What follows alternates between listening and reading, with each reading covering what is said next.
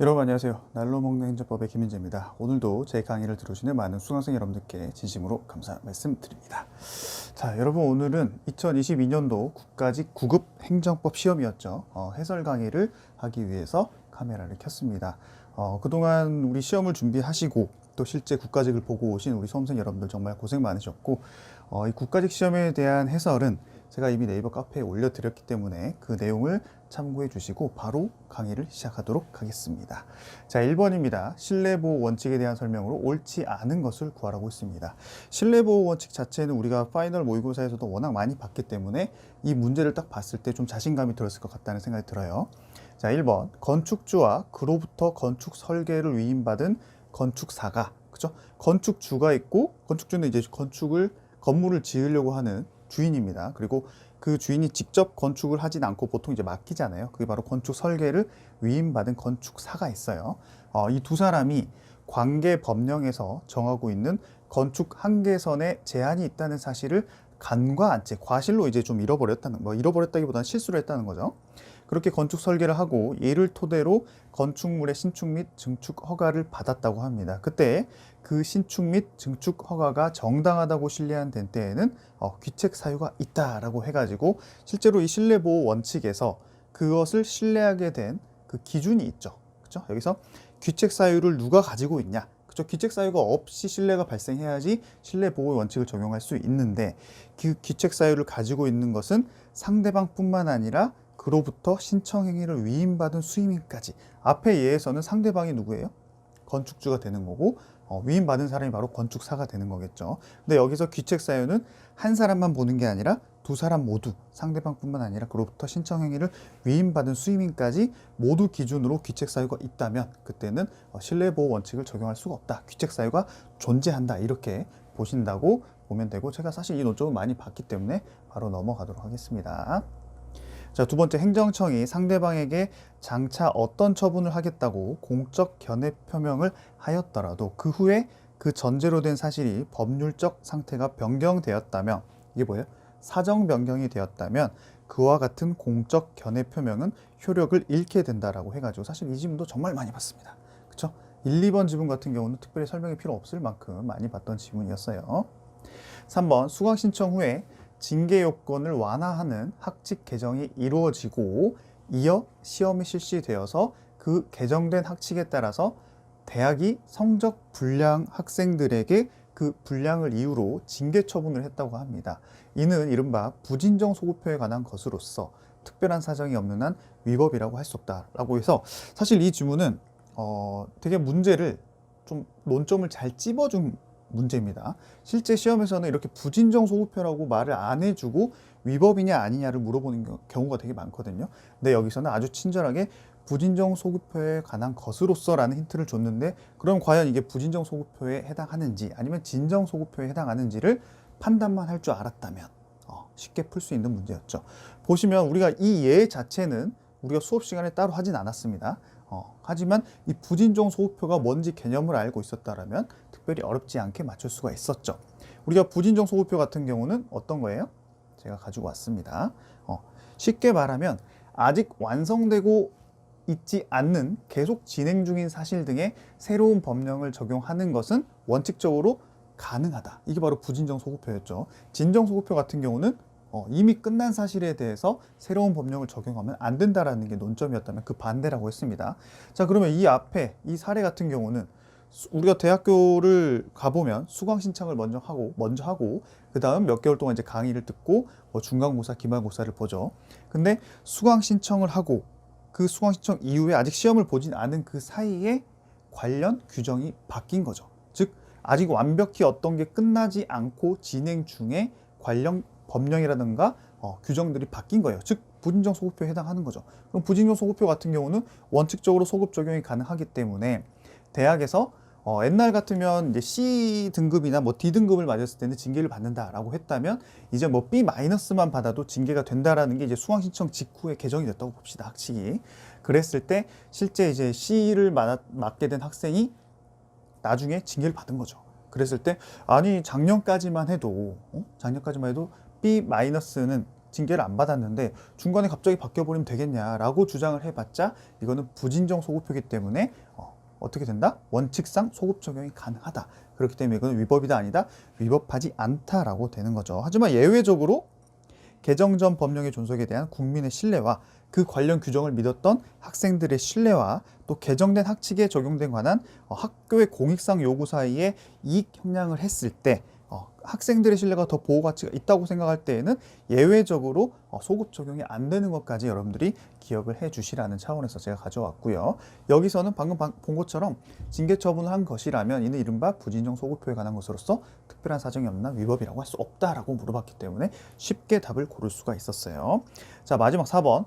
병무청 담당 부서의 담당 공무원에게 공적 견해의 표명을 구하지 않고 민원봉사 담당 공무원이 그 상담에 응해가지고 안내한 것을 신뢰했다. 이랬을 때도 과연 신뢰보호 원칙이 적용이 되냐? 이것도 많이 봤던 지문이었습니다. 그렇죠? 선행 조치로 부정된 예 중에 하나가 병무청 담당 부서 담당 공무원에게 공적 견해를 물어보고 그걸 신뢰해야 되는데 담당 부서도 아닌 민원팀장에게 불과한, 사실 민원팀장이 불과한이라는 표현 자체가 민원팀장을 무시하는 게 아닙니다, 여러분.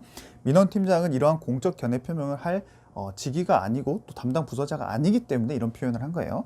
그런 공무원이 민원 봉사 차원에서 상담에 응해서 안내한 것을 가지고 내가 선행 조치로 믿고 신뢰했다. 이런 주장은 된다, 안 된다? 안 된다라고 여러분들이 보시면 될 것 같습니다. 많이 봤던 판례이기 때문에 1번의 답은 4번으로 크게 어렵지 않았다라고 볼 수 있을 것 같아요. 자, 다음 2번입니다. 행정행위의 효력에 대한 설명으로 옳지 않은 것을 구하라고 했습니다. 1번, 영업허가 취소 처분이 나중에 행정쟁송 절차에 의해서 취소되었더라도 그 영업허가 취소 처분 이후의 영업행위는 무허가 영업이다 라고 했을 때, 자, 우리가 쟁송 절차에 의해서 어떤 처분이 취소됐다. 그러면 그 취소의 효력이 소급되냐 아니면 장래였냐 이걸 물어보는 거죠. 실제는 어떻게 돼요? 영업허가 취소 처분 자체가 나중에 행정소송으로 취소가 되면 그 처분 시에 소급해서 그 효력이 없어집니다. 그렇기 때문에 비록 영업허가 처분을 받고 내가 영업을 했다 하더라도 이 쟁송 취소에 의해서 취소가 된다면 처음부터 그러한 영업 중단, 영업허가 취소 처분이 없는 걸로 보기 때문에 결국에는 그 영업허가 취소 처분 이후에 영업을 했다 하더라도 그것은 무허가 영업이 아니다라는 결론으로 가게 되는 거죠. 이것도 많이 봤던 지문입니다, 여러분. 자, 두 번째, 연령 미달 결격자가 다른 사람 이름으로 교부받은 운전면허는 당연 무효가 아니고 취소되지 않는 한 유효하기 때문에 그 연령 미달 결격자의 운전 행위는 무면허 운전에 해당하지 않는다라고 해서 우리 뭐예요? 성결 문제에서 효력 유무냐 위법 유무냐를 물어보는 문제죠. 여기서는 뭐였어요? 효력 유무, 즉 운전면허의 효력이 있냐 없냐를 물어보는 효력 유무이기 때문에 이럴 때는 어떻게 판단한다? 성결 문제 형사소송 이 개념은 아시죠? 제가 여기서 따로 처음부터 설명을 드리진 않겠습니다. 행정행위의 그 하자가 취소 사유에 불과할 때는 법원은 행정처분의 효력을 부정할 수 없다. 왜라고 했죠? 공정력이 있기 때문에. 근데 만약에 무효 사유인 경우에는 비록 형사법원이라 할지라도 행정행위의 효력을 판단할 수가 있다. 이 논점으로 기억나시죠? 그리고 대표적인 예들이 바로 운전면허, 수입면허 이런 것들이었습니다. 그래서 운전면허가 위법하다 하더라도 취소되지 않는 한 유효하기 때문에 무면허 운전죄는 성립하지 않는다라고 해서 2번도 정답이 되는 거죠. 그렇죠? 실제 시험에서는 옳지 않은 걸 고르라 했을 때 1번에서 너무 명확하게 나오면, 그렇죠? 너무 명확하면 2, 3, 4는 보실 필요가 없습니다. 제가 이제 여러분들이랑 OX 공부할 때는 당연히 이제 문제 하나하나 지문들을 다 살펴보지만 실제 시험에서는 그렇게 가는 게 맞아요. 물론 이제 내가 확신이 없다라고 하면은 나머지 2, 3, 4에서도 답을 골라가야겠지만 1번에서 너무 명확하게 답이 나왔다. 그럼 바로 넘어가야 됩니다, 여러분. 이렇게 시간을 세이브하는 거예요. 3번으로 갈게요. 자, 구도시계획법상 원상회복 등의 조치명령을 받고도 이를 따르지 아니한 자에 대해서 형사처벌을 하기 위해서는 적법한 조치명령이 전제되어야 함. 이것도 성결 문제죠. 이때 형사법원은 그 적법 여부를 심사할 수 있다. 앞에서 본 게 효력 유무라면 이번에 볼 것은 위법 여부입니다. 위법 여부는 형사법원이라 할지라도 행정 그 처분 자체에 대해서 법원이 판단이 가능하다라는 결론 기억나시죠? 그 때문에 이것도 특별히 어려운 논점은 아니었어요. 자, 4번. 조세 부과 처분을 취소하는 행정 판결이 확정이 됐다고 합니다. 그러면 아까 본 것처럼 취소 판결이 확정됐다 그러면 조세 부과 처분 자체에 처음으로 돌아가서 소급표가 돼서 그때부터 처분이 없었던 걸로 된다고는 항상 개념이 있어야 돼요. 확정된 경우 부가처분의 그 효력은 처분 시에 소급하여 효력을 잃게 되므로, 그렇죠? 이렇게 실제 시험에서도 1번과 4번 또 2번과 4번 뭐 이렇게 논점이 겹치는 경우가 분명 있어요. 효력을 잃게 되기 때문에 확정된 행정 판결은 조세 포탈에 대한 무죄를 인정할 명백한 증거에 해당한다라고 해서, 사실 이거는 뭐랄까요, 상식 같은 거죠. 내가 실제 조세 부과 처분을 받았는데 그 조세 부과 처분이 잘못되지 않았다면은 어떤 죄를 해요? 조세 포탈죄, 세금을 이렇게 면탈하려고 했던, 또 세금을 안 내려고 했던 그런 부분에 있어서 형사처벌이 될 수 있었지만, 그 조세 부과 처분 자체가 위법하다라는 것이 행정소송을 통해서 확정이 됐다면 당연히 나는 조세 포탈에 죄가 있어요, 없어요? 없겠죠? 그렇기 때문에 무죄를 인정할 만한 명백한 증거가 된다라는 하나의 판례였습니다. 특별히 어려운 문제까지는 아니었다고 보고요. 일본에서 너무 명확하게 시험 그 답안이 나왔기 때문에 이런 문제는 무조건 시간을 세이브해서 넘어가야 된다라는 말씀 한 번 더 드립니다. 자, 다음 다단계 행정 결정에 대한 설명으로 옳지 않은 것을 구하라고 했습니다. 1번, 공유재산 및 물품관리법에 근거하여 공모 제안을 받아 이루어지는 민간 투자 사업 우선 협정 대상자 선정 행위. 그죠? 키워드 기억하셔야 됩니다, 여러분. 우선 협상 대상자 선정 행위, 그리고 우선 협상 대상자 지위 배제 행위에서 문제는 이 둘 중 우선 협상 대상자 지위 배제 행위만이, 두 개 중에 하나만이 항고 소송의 대상인 처분에 해당한다라고 했는데, 실제로는 어땠어요? 판례에서는 두 개 다 처분성이 있다라고 봤어요. 그렇기 때문에 둘 중에 하나만 항고 소송의 대상이 되는 처분이다. 맞은 거예요? 틀린 거죠. 그렇기 때문에 1번이 X가 되는 거고요. 실제 우리 교과서에도 나와 있습니다. 자, 2번, 구원자력법상 원자로 및 관계시설의 부지사전 승인 처분 후에 건설허가 처분까지 내려진 경우에 선행처분, 후행처분에 흡수되어서 건설허가 처분만이 행정쟁송의 대상이 된다. 실제 이 문제가 이 다단계 행정행위이기 때문에 앞에 있는 것, 뒤에 있는 것 이렇게 연결되는 지금 판례들이 나오고 있어요. 이것도 우리 같이 봤던 사례입니다. 부지사전 승인 처분이 있고요. 그 다음에 건설허가 처분이 있게 되면 실질적으로 앞에서 이루어졌던 부지사전 승인 처분은 뒤에 이루어진 건설허가 처분에 흡수되기 때문에, 그렇게 되면 독립된 존재 가치가 없어지기 때문에 나중에 소송으로 다투려고 한다면 어떤 게 소송 대상이 된다?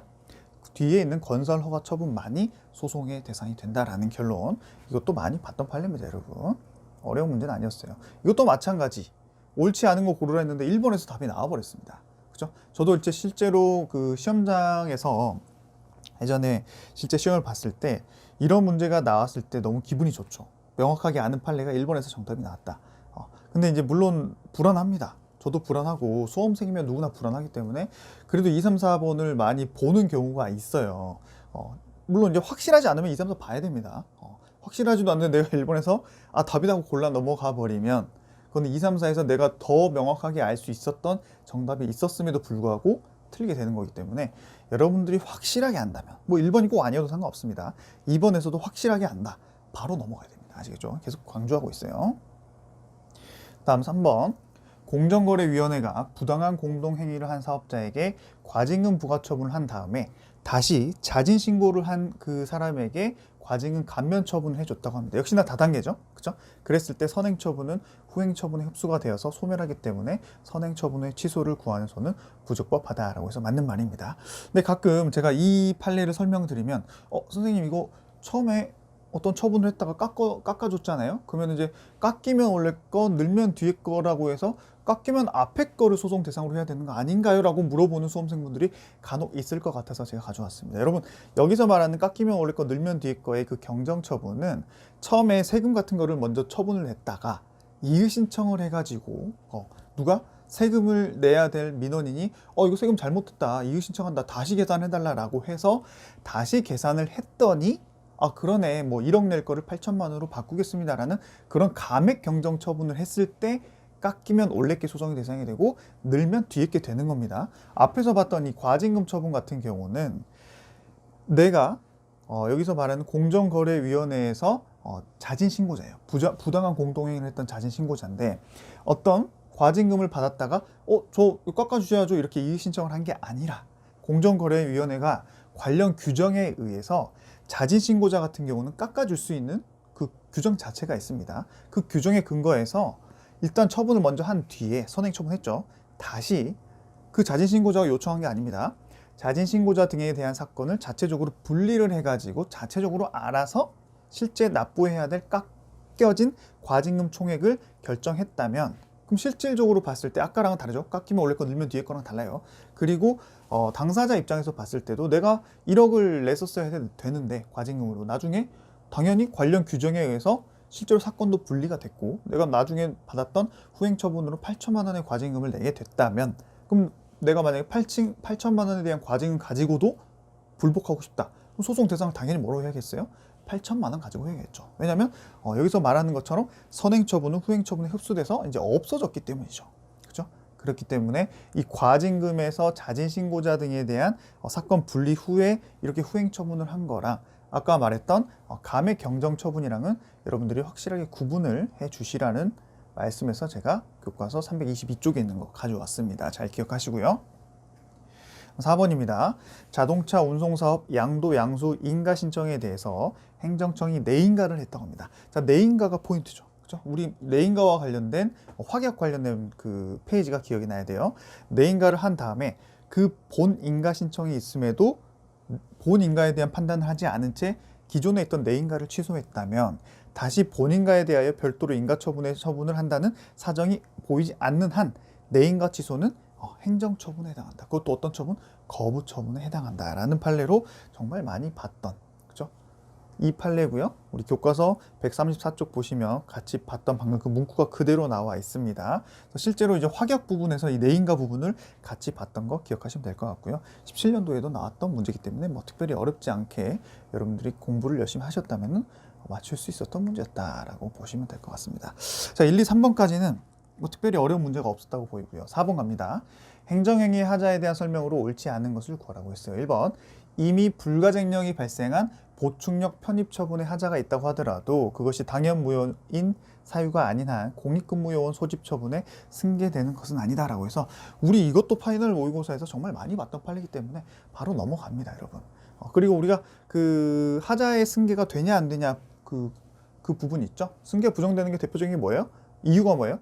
각각 처분이 독립하여 별개의 법률 효과를 목적으로 하기 때문에 앞에 있는 처분의 하자가 뒤로 와도 승계가 안 된다라는 거죠. 그 중에 대표적인 하나가 보충력 편입 처분, 공익근무요원 소집 처분이었습니다. 그죠?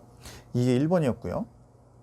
다음 2번, 건물 철거 명령이 당연 무효가 아니고 불가쟁령이 발생했다면 건물 철거 명령의 하자를 이유로 후행 대집행 개고 처분의 효력을 다툴 수 없다. 자, 철거 명령이 먼저 있고요. 그 뒤에 철거 명령을 했음에도 불구하고 그 철거를 안 했다. 그랬을 때 이제 개통실비가 가는 거죠. 그때 개죠. 제가 여러 번 말씀드렸습니다. 철거 명령과 개통실비의 개는 하자 승계가 된다 안 된다? 안 된다. 근데 개통실비 간에는 된다 안 된다? 된다라고 해서 이게 안 된다라는 게 2번에 잘 나와 있습니다. 비읍이죠. 바로 넘어갑니다. 자, 그리고 4번 선행처분, 3번 좀 이따 볼 거예요. 선행처분인 공무원 직위 해제 처분과 후행 직권 면직 처분 사이에는 하자의 승계가 인정된다라고 했는데 인정이 됩니까? 안 되죠. 그쵸? 미음번에서 받습니다. 자, 그 다음 그렇게 해서 정답이 바로 나왔어요. 4번. 근데 이제 3번도 봐야겠죠? 도시계획 시설사업 시행자 지정 처분이 처분 요건을 충족하지 못하여 당연무효인 경우에, 자, 여기서 이 행정행위 하자에 대한 설명이라고 표현을 했지만 문제 자체는 실제 시험에서는 거의 다 뭘 물어봤어요? 뭐 100%죠. 하자의 승계와 관련된 논점이 나온 겁니다. 3번은 하자의 승계 중에 물론 이제 하자의 승계가 되냐 안 되냐 문제는 아니에요. 왜냐? 하자의 승계는 이제 취소 사유고 이렇게 되는데 하자 승계 안 된다고 보기엔 좀 그렇고, 물론 이제 결론은 하자 승계가 아닙니다. 논점이 아니죠. 왜냐? 무효 사유일 경우에는 무조건 그 무효 사유는 이어진다고 했기 때문이죠. 보시면은 우리가 하자 승계 논의 전제 자체는 선행행위의 위법 사유가 무효가 아닌 취소 사유일 것이라는 게 아예 논점의 선행 논점으로, 그죠? 논의의 전제로 나와 있어요. 하지만 연속하는 행정행위 간의 선행행위 하자가 무효 사유라면, 그죠? 무효 사유라면 아까처럼 따질 필요가 있어요? 뭐 독립된 거냐 아니면 이어진 거냐 따질 필요가 없습니다. 그 하자가 후행행위로 바로 이어져 결론적으로 후행행위까지 싹 다 무효가 된다라고 해서 이거는 하자의 승계가 아니라 그냥 그 자체가 다 무효로 연결이 된다라고 말씀을 드렸고, 바로 대표적인 니은 판례가 우리 시험에서 나온 것이죠. 그렇기 때문에 여기서도 당연 무효인 경우 도시계획시설사업의 시행자가 작성한 그 실시 계획을 인가하는 처분도 무효이다라고 해서 결국에는 그 하자의 승계 그리고 하자 승계의 전제가 취소 사유가 돼야 된다. 무효일 경우는 그냥 전부 다 무효가 된다. 이 논점을 알고 있었다면 4번 문제는 특별히 어렵지 않게 다 맞출 수가 있었던 문제였습니다. 자, 다음 4번을 마치고 5번으로 가시죠. 다음 사례에 대한 설명으로 옳은 것을 고르라고 했습니다. 자, 민간시민단체 A는 관할행정청 B에게 개발사업의 승인과 관련한 정보 공개를 청구했습니다. 시민단체 A가. 그랬더니 B 행정청이 이거는 현재 재판 중인 사안이기 때문에 포함이 되어 있기 때문에 공공기관의 정보에 관한 법률 제9조 제1항 제4호의 사유를 들어서 A의 정보공개 청구를 거부했다고 합니다. 자, 정보공개법 관련된 논점이 나왔어요. 특별히 어려운 논점 아니고요. 자, 1번 A는 공개 청구한 정보에 대해서 개별적이고 구체적인 이익이 없는 경우에도 B의 공개 거부에 대해서 취소 소송으로 다툴 수 있다. 그렇죠? 우리 정보 공개 같은 경우는 어떻게 됐어요? 내가 이 사안과 관련이 있기 때문에 정보를 주세요라고 할 필요가 있다 없다? 없다. 그냥 나는 우리나라 국민으로서 이 정보를 알고 싶다라고 해서 모든 국민은 정보 공개 청구를 할 수 있는 권리를 갖고 있습니다. 그렇기 때문에 정보 공개 청구권자의 권리 구제 가능성 등은 정보의 공개 여부 결정에 아무런 영향을 미치지 않죠. 그렇기 때문에 1번이 일단 맞는 게 되고요. 그렇죠. 이것도 이런 박스형 약간 사례형 느낌으로 간다고 했을 때 가장 기분이 좋은 건 옳은 것을 고르라고 했는데 1번에서 옳은 게 나왔을 때 너무 명백한 거 아닙니까? 그럼 이제 딱 세이브하고 바로 6번으로 넘어가는 거죠. 지금도 넘어가고 싶지만 어찌됐건 해설 강의이기 때문에 하나씩 봅니다. 2번 A가 공개 청구한 정보에 대해서 직접적인 이해관계가 있는 경우에는 B의 정보 공개 처분에 대해서 정보 공개의 이행을 구하는 당사자 소송을 제기하여 다툴 수 있다. 사실 이 지문은 논점이 두 개가 있죠. 하나는 방금 봤던 논점과 같아요. 직접적인 이해관계가 있는지 여부를 따진다 안 따진다? 따질 필요도 없다. 그리고 정보 공개를 거부를 당한 그 상대방은 당사자 소송으로 다툰다. 이것도 틀린 거죠. 바로 거부 처분으로 다투는 거 아니겠습니까, 여러분? 그죠? 정보 공개를 청구했다가 거부 처분을 받은 자는 이해관계 여부를 불문하고 처분성이 있기 때문에 취소 소송으로 다투는 거고요. 만약에 거부 처분 자체도 안 하고 아무것도 안 하고 있어요. 행정청이. 그랬을 때는 부작위 위법 확인 소송으로 다툰다라는 논점을 알고 계셨다면 이번은 쉽게 정답을 맞출 수가 있었고요. 다음 3번입니다. A가 공개 청구한 정보의 일부가 공공기관의 정보에 관한 법률상 비공개 사유에 해당할 때에는 그 나머지 정보만을 공개하는 것이 가능하다면 나머지만 정보 공개 청구해야 되죠. 근데 여기서 뭐라 했어요? 가능한 경우를 하더라도 법원은 공개 가능한 정보에 관한 부분만의 일부 취소를 명령할 수 없다라고 했기 때문에 틀렸습니다. 이거 너무 쉽죠. 이런 거는 뭐 여러분들이 저랑 많이 봤기 때문에 바로 넘어가고요. 4번 B의 비공개 사유가 정당화되기 위해서는 자, B가 뭐라고 하면서 비공개를 했었죠? 재판 중이기 때문에 재판과 관련된 정보이기 때문에 안 된다고 했었죠. 근데 그런 이유가 정당화되기 위해서는 A가 공개 청구한 그 정보가 진행 중인 재판의 소송 기록 자체에 포함된 내용이어야 한다라고 해서 사실 이 문구 자체가 기존의 기출 지문과는 약간 좀 뭐랄까요? 좀 이질감이 있어요. 우리 기존의 기출 같은 경우는 어떻게 어떻게 적어져 있고 판례에서 어떻게 하냐면 그 재판에 관련된 그 일체의 정보가 그에 해당하는 것은 아니고 진행 중인 재판의 심리 또는 재판 결과에 구체적으로 영향을 미칠 그 위험이 있는 정보에 해당하여야 이렇게 말이 꼬이죠? 정보에 해당하여야지만이 행정청이 거부할 수 있다. 즉 100가지 논점이 있다고 봅시다. 재판에 관련된 것 중에서 그 중에 핵심적인 재판과 관련된 논점은 1번부터 10번까지고 11번부터 100번까지는 실제 재판에 영향을 미치는 정보가 아니라고 봤을 때는 적어도 그런 이유로 그죠? 1번부터 10번 같은 경우는 그 이유로 정보 공개를 거부할 수 있습니다만은 11번부터 100번까지는 실제 재판과 관련된 정보지만 여기서 말하고 있는 재판의 심리 또는 재판 결과에 구체적으로 영향을 미치지 않기 때문에 그런 사유로 거부를 해서는 안 된다라는 논점이었거든요. 근데 문제에서 소송 기록 자체에 포함된 내용이어야 된다. 약간 좀 애매하게 썼습니다. 그러니까 소송 기록 자체에 해당하기만 하면 1번부터 100번 중에 뭐 1번부터 10번이 중요하다 하더라도 11번부터 100번 역시도 소송 기록 자체에 해당하죠. 그렇게 되면은 정당화 된다라고 말했기 때문에 틀린 거죠. 그러니까 이거는 약간은 출제위원께서 자체적으로 좀 너무 쉽게 내기는 좀 그래서 이런 판례를 또 찾아냈다거나, 물론 판례가 있을 수 있습니다. 아니면은 이제 본인께서 좀 문구를 수정해가지고 낸 게 아닌가라는 생각이 들어요. 하지만 뭐 문제 자체는 1번에서 명확하게 답을 고를 수 있었기 때문에 특별한 사정이 없는 한 다 맞힐 수 있었다는 생각이 듭니다. 다음 6번입니다. 항고소송에서 수소법원의 판결에 대한 설명으로 옳지 않은 것을 구하라고 했습니다. 수소법원은 그냥 소를 받은 법원이에요. 소장을 제출하면 소장을 받은 법원입니다. 특별한 뭐 논점이 있는 건 아닙니다. 수소법원 논점은 이제 형사법이나 뭐 민사법 같은데 행정법과는 관련이 없어요. 자, 1번. 행정처분의 취소를 구하는 소송에서 비록 행정처분의 위법을 이유로 취소 판결을 받는다 하더라도 그 처분에 의해서 발생한 위법 상태를 원상회복시키는 것이 불가능한 경우에는 원칙적으로 취소를 구할 법률상 이익이 없죠. 소의 이익이 없어지는 거죠. 그죠? 왜냐하면 취소해봤자 의미가 없으니까. 그럴 때는 각하가 된다고 했습니다. 여러분, 특별히 어려운 문제 아니었고요. 그죠? 원상회복이 불가능하다면 원칙적으로 소의 이익이 부정된다. 하지만 예외 사유들이 있었죠. 그게 바로 2번으로 나옵니다.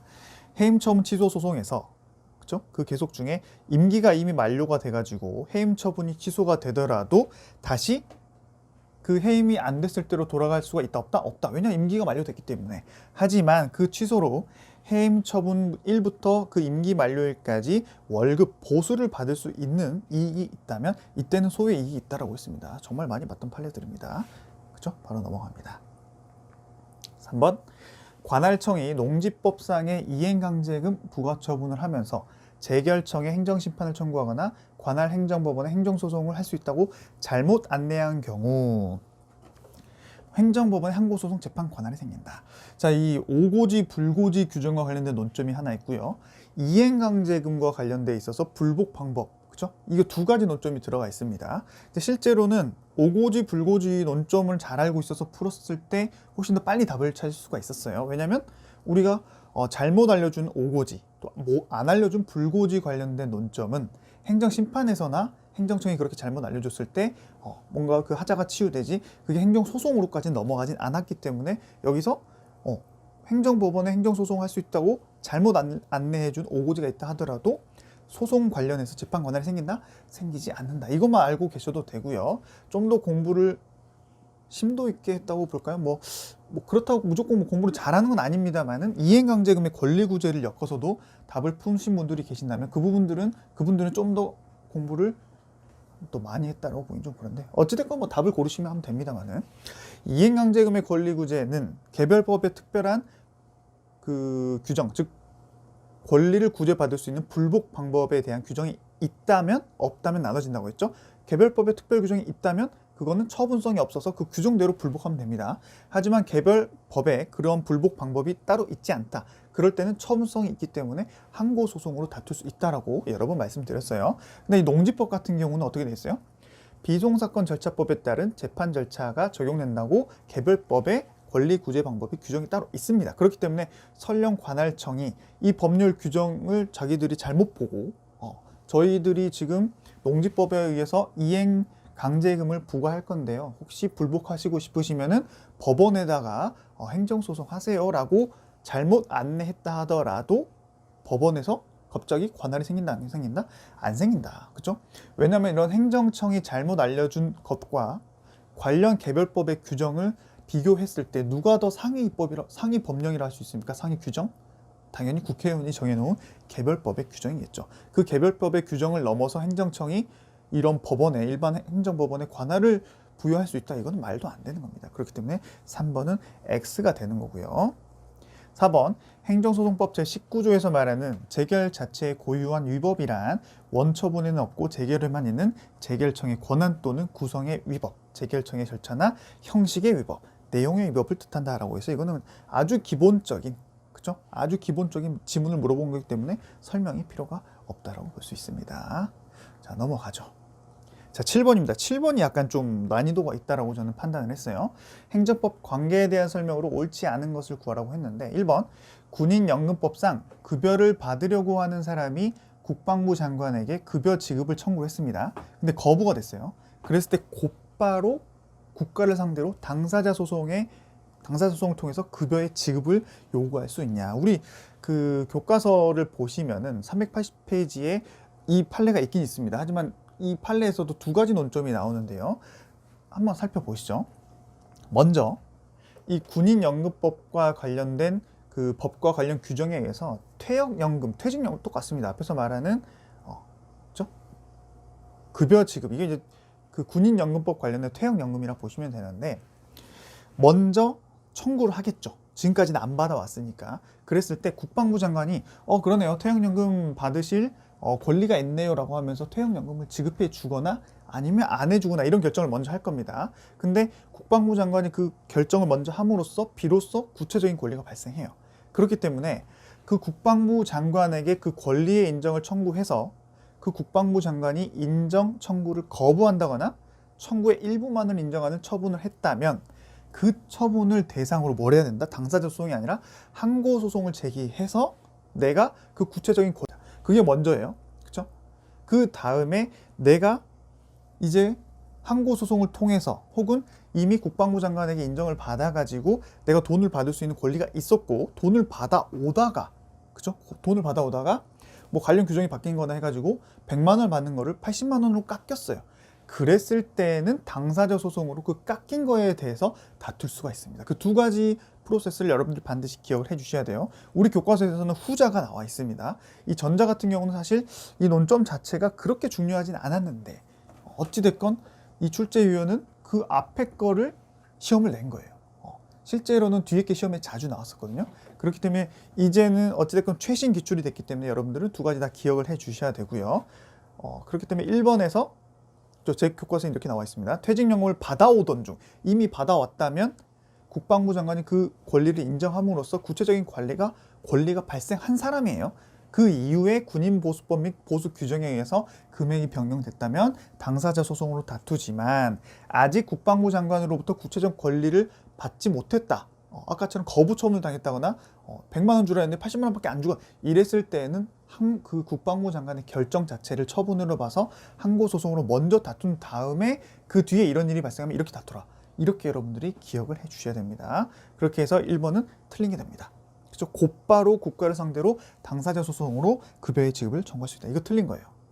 사실 이 1번 지문 같은 경우는 여러분들이 몰랐을 수도 있습니다. 모든 시험에서 여러분들이 아는 것만 나오지는 않죠. 그래서 1번 지문은 틀릴 수 있어요. 몰랐을 수 있어요. 자, 그랬을 때 이제 2, 3, 4를 다 알게 되면 당연히 1번을 고를 수 있었다고 말할 수 있겠죠. 하지만 이 문제가 어렵다고 제가 말씀드린 이유는 이따가도 보시겠지만 강론 논점이 또 나왔습니다. 그래서 제가 이번 문제들의 그 난민법 문제도 그렇고 쭉 살펴봤을 때 약간 그 7급을 주로 내셨거나 7급 논점을 약간 좀 9급까지도 가셔온 좀 그런 문제가 좀 있지 않나라는 생각이 들긴 하지만, 어찌됐건 우리는 문제가 나오면 다 맞춰야 된다라는 그 가정하에 시험을 준비해야 되기 때문에 뭐 살펴보도록 하죠.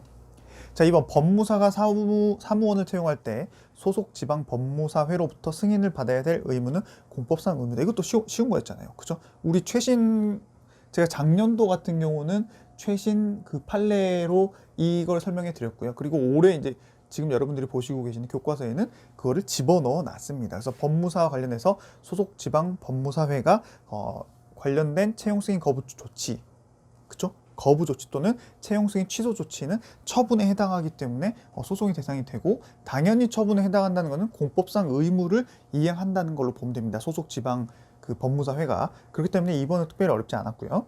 3번, 사무처리의 긴급성으로 인하여 해양경찰의 직접적인 지휘를 받아서 그 보조로 방제 작업을 한 사람이 있답니다. 사무처리의 긴급성. 사실 이게 여러분들이 사무관리 관련된 논점 중에 하나였는데, 사실 이것도 어떻게 보면 그 전형적인 기출 문제는 아니었어요. 그래서 사무관리를 하게 되면 우리 교과서에 나와 있는 것처럼 원래 사무관리가 뭐예요? 법률상 의무는 없지만 타인을 위해서 사무를 관리하는 행위가 사무관리고요. 공법상 사무관리는 특별한 규정이 없다면 민법이 유추 적용이 돼서 실제로 내가 사무관리를 하면서 어떤 비용이 들었다. 그럼 그 비용을 당연히 내가 부담합니까? 정부에 청구를 해야겠죠. 정부를 도와주면서 이런 비용이 생겼으니까. 그죠? 이 판례를 뭐 천천히 읽어보실 필요는 없습니다만은 뭐 읽어보신다고 후회는 뭐 손해 볼 건 없습니다, 여러분. 하여튼 그렇게 됐을 때 내가 이제 정부한테 돈을 청구했을 때 과연 행정소송으로 청구하냐 아니면 민사소송으로 청구하냐. 민법이 유추 적용이 되기 때문에 민사소송으로 청구를 한다라는 게 정답이었습니다. 그렇기 때문에 뭐 이것도 민사소송으로 청구할 수 있다라고 해서 정답이 되는 거고요. 맞는 게 되는 거고요. 이제 4번이 바로 제가 아까 말씀드렸던 강론 논점이죠. 자, 공익사업을 위한 토지 등의 취득 및 보상에 관한 법률상 환매권의 존부. 자, 환매권 자체를 여러분들이 처음 보시는 분들이 많았을 것 같습니다. 환매권이 뭐냐? 우리가 글씨가 좀 깨졌는데요. 공익사업으로 인해서 내가 땅을 가지고 있었는데 수용을 당했습니다. 근데 그 수용을 당하고 나서 물론 이제 수용 관련된 보상금 받았겠죠.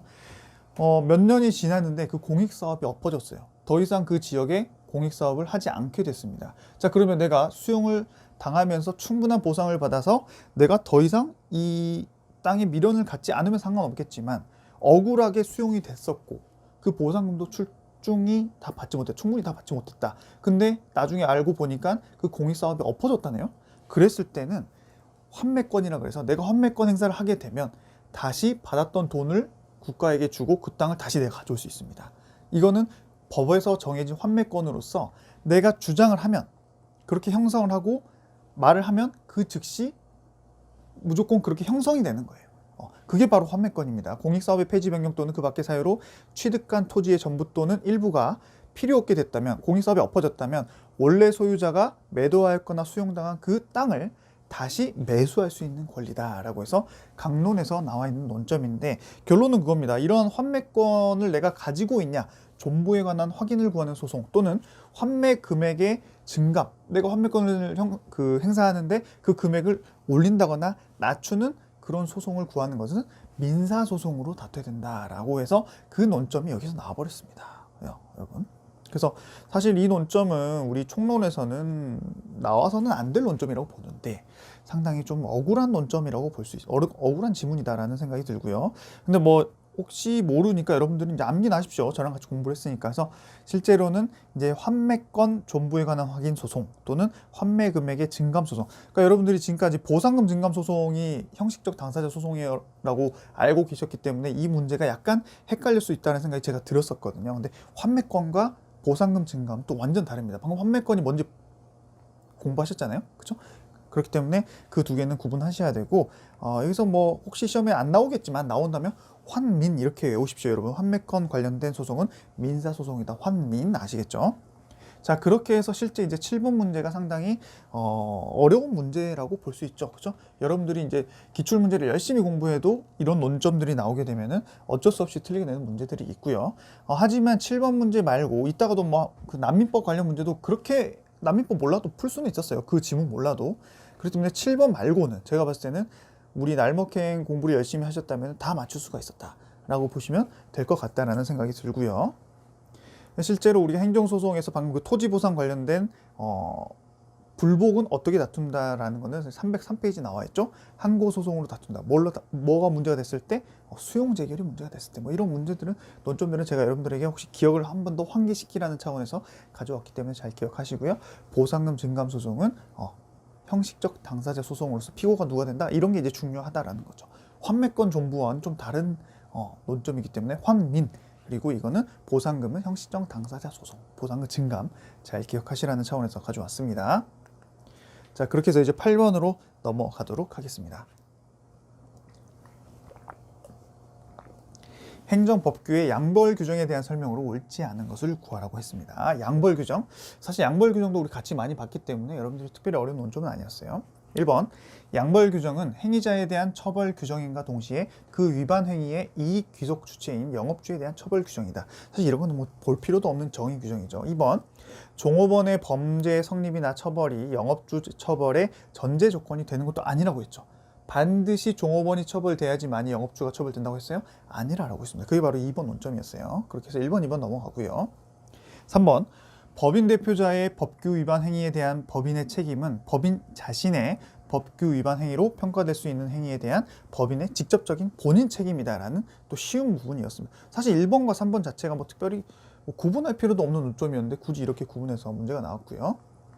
4번, 사실 1, 2, 3을 확실히 알면 4번 그냥 고르면 되는데 4번 문구도 약간 좀 여러분들이 좀 어려워하셨을 것 같긴 해요. 양벌 규정에 대한 법인의 처벌은 어디까지나 행정적 제재 처분일 뿐 형벌과는 성격을 달리한다. 사실 뭐 지금 보면 어려울 것도 아닌데 그냥 처음 봤기 때문에 좀 어색했겠다라는 생각이 들어요. 사실 여러분 양벌 규정 자체는요 형벌 처분입니다. 그죠? 양벌 규정에 의해서 법인이 처벌되는 거예요. 벌금을 내는 거죠. 왜냐하면 법인은 징역살이를 할 수 없죠. 왜냐하면 회사니까. 회사가 감옥에 들어갈 수 있습니까? 없죠. 회사는 어떻게 해야 돼요? 결국 벌금을 내는 거죠. 또는 뭐 영업이 정지된다거나 그런 게 다 형벌입니다, 여러분. 그렇기 때문에 실제로 책임주의 원칙 등과 같은 형벌에 관한 원칙이 그대로 다 적용이 됩니다. 그죠? 우리가 실제 우리 교과서에서 봤던 이 판례 자체도 결론은 법치국가의 원리 및 죄형 법정주의로부터 도출되는 책임주의 원칙에 반해서 헌법에 위반된다. 뭐가?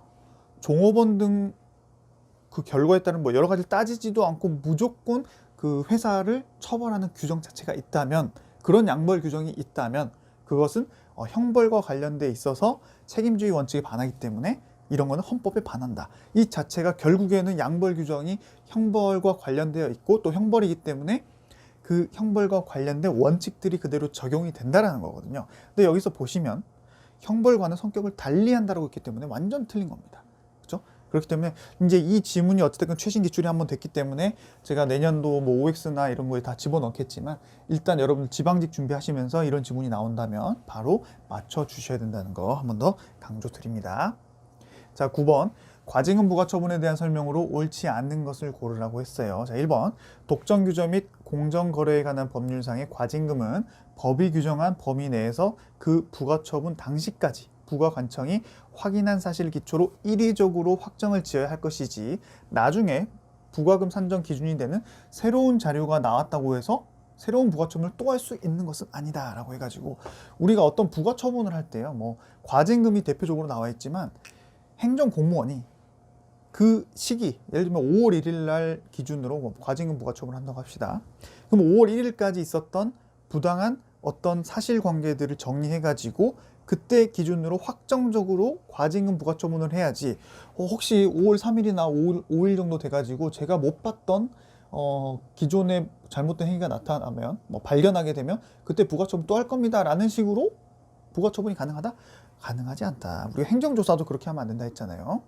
부과관청이 과징금을 부과하면서 추후에 부과금 산정 기준이 되는 새로운 자료가 나올 경우는 과징금액이 변경될 수도 있다고 유보를 한다든지, 실제로 추후에 새로운 자료가 나왔다고 해서 새로운 부과처분을 할 수는 없다. 왜냐하면 그렇게 할 수 있다라는 명백한 규정이 없기 때문입니다. 그렇죠? 그렇기 때문에 위와 같은 변경 처분에 대한 법령상의 근거 규정이 없고 이를 인정해야만 할 합리적인 이유도 없기 때문에 법원에서도 이런 식으로 과징금 부과 처분하면 된다 안 된다? 안 된다라고 아예 못을 박아놨습니다. 여러분 잘 기억하시고요. 자, 2번. 영업정지에 가름하여 부과되는 이른바 변형된 과징금의 부과 여부는 통상 행정청의 재량행위다라고 해서 어려운 논점이 아니었습니다. 그렇죠? 과징금의 법적 성질은 통상 재량행위이다. 하지만 예외적으로 뭐만? 부동산 실명법에 관련된 과징금 부과 처분은 기속행위다라고 제가 여러 번 말씀드렸고 실제 이번 시험 문제에도 4번 지문으로 나왔죠. 부동산 실명법성 명의신탁자에 대한 과징금 부과 여부는 행정청의 재량행위다라고 해가지고 2번에서 논점을 이미 알려줬는데 예외를 4번에 집어넣은 문제입니다. 그렇기 때문에 이거는 여러분들이 어렵지 않게 답을 맞췄다라고 맞힐 수 있었다라는 생각이 들고요. 또 3번도 너무 쉬웠어요. 과징금 부과하면서 형벌이나 형사처벌이나 행정벌 병과 가능하다 했죠. 다 가능하다 했어요. 그게 바로 3번으로 나왔기 때문에 실제는 4번에서 답을 딱 골랐으면 9번 문제도 어렵지 않게 맞출 수가 있었다라는 생각이 듭니다. 자, 이제 10번으로 넘어갈게요. 자, 행정상 손해배상에 대한 설명으로 옳지 않은 것을 구하라고 했습니다. 1번. 국가배상 청구권의 소멸시효 기간은 지났지만 국가가 소멸시효 완성을 주장하는 것이 신의 측에 반하는 권리남용으로 허용될 수 없어서 결국에는 소멸시효가 지났음에도 불구하고 배상 책임을 졌습니다. 국가가. 자, 이랬을 때 국가는 원칙적으로 그 해당 공무원에 대해서 구상권을 행사할 수 있다라고 했는데요. 사실 이 문제는 우리가 이제 그 국가배상을 하고요. 국가가 관련된 해당 공무원에게 구상권을 행사하려면 그 공무원이 고의로 또는 중과실이라든가 이런 게 있어야지만 구상권을 행사할 수 있는데 그런 내용 자체도 없이 뭐 이런 논점이 나와서 구상권 행사할 수 있다. 이거 무조건 틀린 겁니다. 그죠? 근데 실제로 정답도 틀린 거고요. 근데 이 판례에도 마찬가지로 결론은 마찬가지로 그렇게 가는데요. 실제로 이제 소멸시효 주장이 안 먹혔죠. 그렇죠? 국가가 소멸시효가 지났다고 했는데 신의 측에 의해서 그런 주장 자체를 못하게 됐습니다. 근데 여기서도 아까 말씀드렸던 논리가 그대로 연결되는 게 그 소멸시효 주장이 권리 남용이 되게 된 그 원인 행위가 그 해당 공무원이 적극 주도했기 때문에 그런 사정이 생겼다라는, 어떻게 보면 이것도 고의적으로 어떤 뭔가를 했다는, 그죠? 그런 사정이 없는 한 국가가 공무원에게 구상권을 행사하는 것은 역시나 신의칙상 허용되지 않는다라고 해가지고 이 판례를 몰라도 전혀 상관이 없습니다. 왜냐? 여러분들이 구상권 관련된 공부 논점을 아시고 있었다면 그 공무원이 고의로 또는 중과실로 그러한 불법 행위를 저질러야만이 구상권을 행사해서 책임을 져야 되는데, 그런 내용 자체가 전제가 아예 없거든요. 그렇죠? 그렇기 때문에 옳지 않은 것을 1번에서 딱 고르고 넘어갔었어야 됩니다. 물론 내가 처음 봤던 판례이기 때문에 좀 불안했을 것 같긴 해요. 그럴 때는 2번부터 계속 보는 거죠. 자, 2번. 공무원이 관계법령의 해석이 확립되기 전에 어느 한 설을 취하여 업무를 처리한 것이 결과적으로 위법하다 하더라도 처분 당시 그 이상의 업무 처리를 성실한 평균적 공무원으로 너무 공무원 편을 들어주고 있지 않습니까, 여러분? 그렇기 때문에 기대하기 어려운 경우라면 원칙적으로 공무원의 과실을 인정할 수 없다라고 해서 우리 여러분들을 위해서, 미래 공무원이 되실 여러분들을 위해서 아주 친절한 판례고 실제 많이 봤던 문구입니다. 그죠? 이런 건 바로 넘어가 줘야 되고요. 자, 3번. 공무원이 직무를 수행하면서 그 근거가 되는 법령의 규정에 따라서 구체적으로 의무를 부여받았어도 그것이 국민의 이익과 관계없이 순전히 행정기관 내부의 질서를 유지하기 위한 것이라면 그 의무에 위반하여 국민에게 손해를 가했다 하더라도 국가배상 책임을 부담하지 않는다. 그렇죠. 우리 국가배상의 요건 중에 상당 인과관계가 있어야 되고요. 그 상당 인과관계가 있어서 그 관련 법령이 사익을 보호하는 사익 보호성이 있어야지만이 국가 배상이 인정된다라고 했습니다. 그래서 만약에 관련 공무원이 해당 규정에 의해서 어떤 업무를 했는데 해당 규정이 사익 보호성, 그 민원인 자체 한 명 한 명을 보호하는 그런 성질이 전혀 없이 단순히 공공 일반의 이익이라든가 행정기관 내부적으로 그 질서를 규율하기 위한 것이라면 그때는 상당 인과관계가 인정이 안 된다라고 했어요. 그렇죠? 이것도 많이 봤던 판례예요. 그렇기 때문에 이 지문이 맞게 되는 거고요. 4번. 행정처분이 나중에 항고소송에서 취소되었다고 할지라도 그 기판력에 의하여 당해 행정처분이 곧바로 그 해당 공무원에게 고의과실로 인한 것으로서 불법행위를 구성한다고 했어요? 안 했어요? 안 한다고 했었죠. 이것도 여러분들을 위한 하나의 판례라고 제가 여러 번 말씀드렸습니다. 그렇기 때문에 이 문제도 특별히 어려움 없이 다 맞출 수가 있었다라고 보시면 되고요. 자, 11번부터 봅니다. 다음 사례에 대한 설명으로 옳지 않는 것을 고르라는 묶음으로 되어 있어요. 사실 굳이 문제를 이렇게 11번, 12번을 문제를 이렇게 묶을 필요가 있었나라는 생각이 드는데, 시험지의 그 폼 양식에 따라서 글자 수가 많다 보니까 이렇게 묶은 건지, 이따 마지막 부분에도 한 번 더 나옵니다. 그래서 그런 부분은 사실 좀 이번에 좀 특별한, 굳이 이런 걸 할 필요가 있을까요? 왜냐하면 수험생 입장에서는 이런 것 자체가 좀 마음이 부담이 될 수 있거든요. 그래서 이런 거는 이제 앞으로 여러분들이 앞으로 시험 볼 때 이런 게 나올 수도 있겠다라는 생각을 경험했다라는 생각으로 기억해 주시면서 문제를 푸시면 될 것 같아요. 자, 어찌됐건 옳지 않는 거 X를 구하는 겁니다. 11번.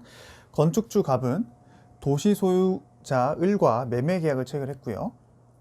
을로부터 토지 사용 승낙을 받아서 을의 토지 위에 건축물을 건축하는 건축 허가를 관할 행정처인 A 시장으로부터 받았다고 합니다.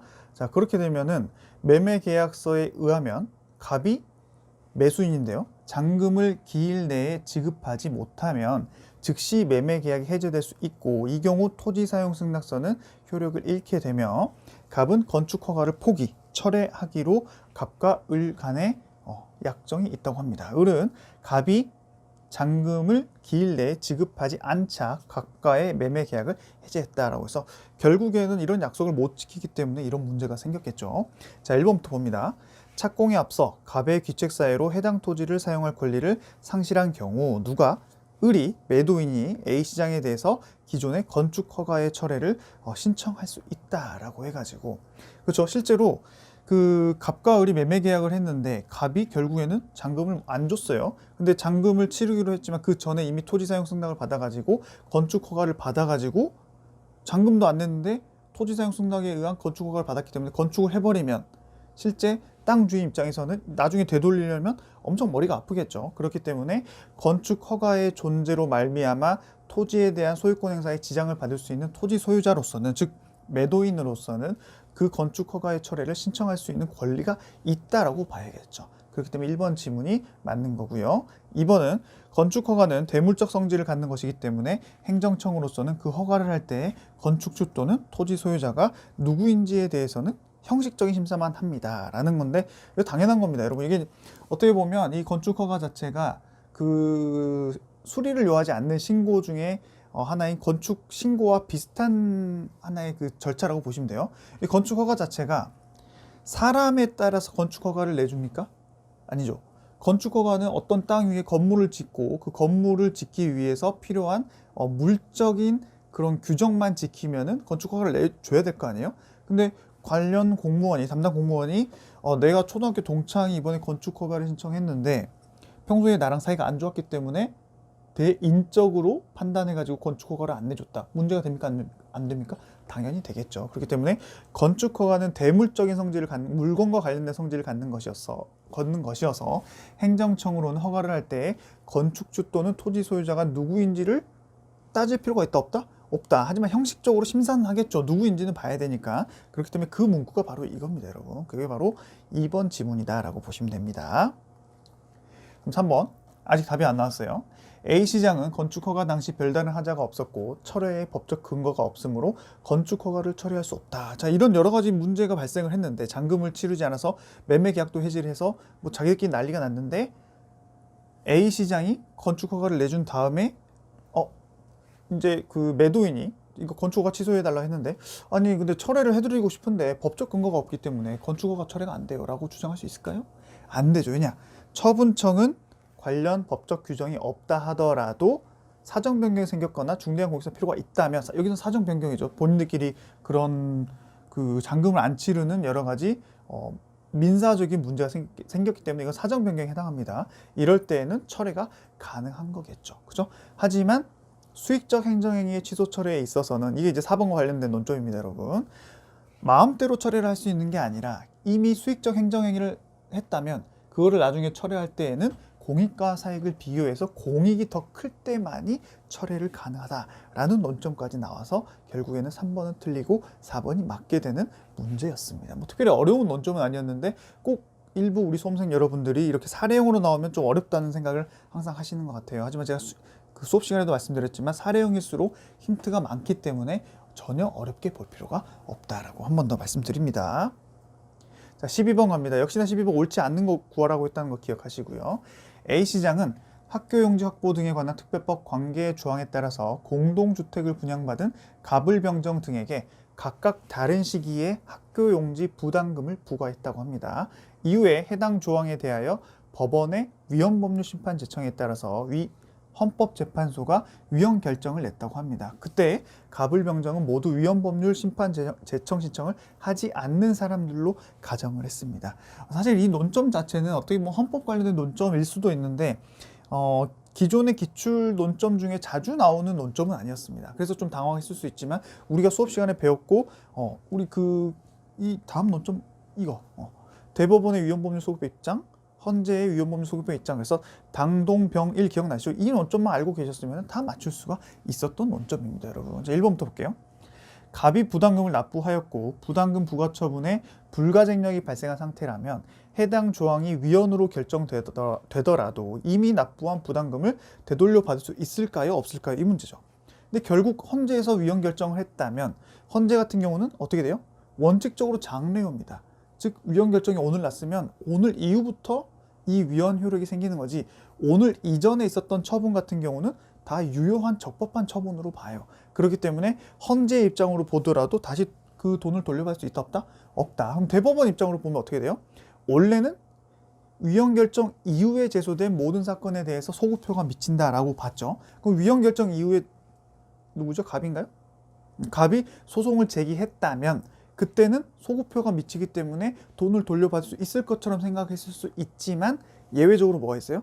기판력의 저촉, 이건 기판력 저촉 사항은 아니기 때문에 넘어가고요. 니은 이미 행정처분의 확정력, 즉 불가쟁력이 발생했다면 다툴 수가 있다 없다? 없다. 근데 문제에서 뭐라 했어요? 이미 불가쟁력이 발생했다라고 가정을 했기 때문에 대법원의 입장으로 보더라도 된다 안 된다? 안 된다. 반환받을 수 없다라는 게 1번의 결론이었습니다. 그럼 2번 어떻게 되냐? 을은 부담금을 납부한 후에 부담금 부과 처분에 대해서 행정소송을 제기했고요. 현재 소가 계속 중인 경우라도 을이 위헌법률 심판 제청을 하지 않았기 때문에 을에게 위헌 결정의 소급표는 미치지 않는다라고 했지만 뭐에 걸려요? 병에 걸리죠. 병행 사건이 뭡니까? 제청 신청을 하지 않았지만 위헌 법률 제청 신청을 하지 않았지만 당해 법률이 재판에 전제가 돼서 이미 관련 행정법원이라든가 그 법원에 계속 중이라면 역시나 예외적으로 소급표가 미쳐서 이 을도 이득을 얻게 되는 겁니다. 소급 적용이 되는 거예요. 근데 여기서 위헌 결정에 소급표가 미치지 않는다 했기 때문에 틀리게 되는 것이죠. 다음 3번 답은 나왔습니다. 3번 병이 부담금 부과 처분에 대한 행정심판 청구를 하여서 기각 재결서를 송달받았으나 재결서 송달일로부터 90일 이내에 취소 소송을 제기했다면 병의 청구는 인용될 수 있다라고 해서 이건 아주 쉬운 논점이었습니다. 제소 기간과 관련된 논점이었고 특별히 따질 필요도 없는 논점이었고요. 4번 부담금 부과 처분에 대한 제소 기간이 경과해가지고요. 을의 부담금 납부 의무가 이제 확정이 됐습니다. 내야 돼요. 근데 위헌 결정 전에 정해 재산에 대한 압류가 이루어진 상태라도 그 이후에 이제 이러한 위헌 결정이 났고요. 그 이후에 정에 대해서 부담금 징수를 위한 체납 처분에 속행을 할 수 있을까요? 없을까요? 없죠. 이 논점은 정말 많이 봤습니다, 여러분. 위헌 결정 자체가 이미 그 전에 납부와 관련돼 있어서 뭐 압류가 됐다거나 할지라도 위헌 결정이 그 이후에 나게 된다면 그 압류의 연속선상으로 볼 수 있는 체납 처분을 진행하면 된다 안 된다? 안 된다라고 말씀을 드렸어요. 그 지문이 여기 나와 있었고요. 정말 많이 봤던 지문이기 때문에 넘어가도록 하겠습니다. 자, 13번으로 갑니다. 자, 2단원 논점이죠. 행정입법에 대한 설명으로 옳지 않는 것을 구하라고 했습니다. 1번 불용의 형식으로 정해진 제재적 행정처분의 기준은 자, 이것만 읽어봐도 딱 논점이 나와야죠, 여러분. 그죠? 그 규정의 성질과 내용이 행정청 내부의 사무처리 준칙을 정하는 것에 불과하기 때문에 대외적으로 국민이나 법원을 구속하는 것이 아니다라고 해서 법규 명령 형식의 행정규칙 논점이 나왔고 대통령령이 아니라면 총리령 부령이라면 행정규칙에 해당한다라는 거 알고 있으면 결국 행정규칙이 대외적으로 국민이나 법원을 기속하는 효력이 없기 때문에 정답을 바로 맞출 수가 있고요. 2번 항정신병 치료제의 요양급여 인정 기준에 관한 보건복지부 고시가 다른 집행행위 매개 없이도 이런 키워드가 나오면 이제 답이 바로 나와야죠. 그 자체로서 직접 국민을 이렇게 뭐 규율한다면 역시나 항고소송의 대상이 되는 처분에 해당한다. 이런 거는 이제 특별히 설명이 필요 없기 때문에 바로바로 넘어갑니다, 여러분.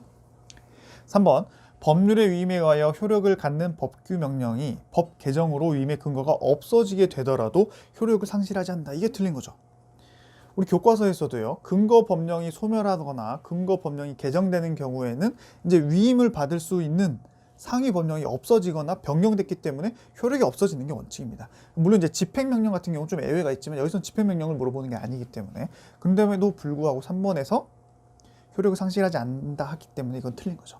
특별히 어렵지 않아서 바로 가장 짧은 지문에서 정답을 맞출 수 있었던 문제였습니다. 다음 4번 한국수력원자력 주식회사가 조달하는 기자재, 용역 및 정비공사, 기기수리 이런 것만 보면 좀 어려워 보입니다. 한번 읽어보세요. 공급자에 대한 관리 업무 절차를 규정함을 목적으로 제정 운영하고 있는 공급자 관리 지침 중 등록 취소 및 그에 대한 일정 기간의 거래 제한 조치에 관한 규정들은 상위 법령의 구체적인 위임 없이 정한 것이어서 대외적 구속력이 없는 행정규칙이다. 자, 우리가 지금까지 봤던 자주 봤던 논점 중에 하나는 이 한국수력원자력 주식회사가 공급자 관리 지침이죠. 그죠? 공급자 관리 지침으로 인해서 공급 입찰을 못하게 거래 제한 처분을 한다거나 이런 것들은 다 처분성이 있었습니다. 하지만 그 관련 규정 자체는 대외적 구속력이 없는 행정규칙이라고 우리가 법규명령 형식의 행정규칙에 예의에서 살펴봤었습니다. 그렇죠? 그 페이지가 아마 324페이지에 나와 있을 건데요. 여러분들 이거 확실하게 구분하셔야 됩니다. 실제로 한국수력원자력 주식회사가 키워드가 되고요. 공급자 관리 지침에서 이 등록 취소 및 거래 제한 조치에 관한 그 관련 규정은 법규 명령이 아니라 행정 규칙이에요. 그렇죠? 근데 그럼에도 불구하고 이 행정 규칙을 가지고 실제로 한국수력원자력 주식회사가 이런 처분을 내렸다. 이건 행정 처분에 해당합니다. 처분성이 있어요. 이 두 가지를 여러분들이 기억을 해 주셔야지, 구분해주고 기억해 주셔야지만 이런 문제가 나왔을 때 반드시 맞출 수가 있습니다. 잘 기억하세요. 이런 건 헷갈릴 수 있기 때문에 언제든지 시험에 나올 수가 있습니다. 자, 14번으로 갑니다.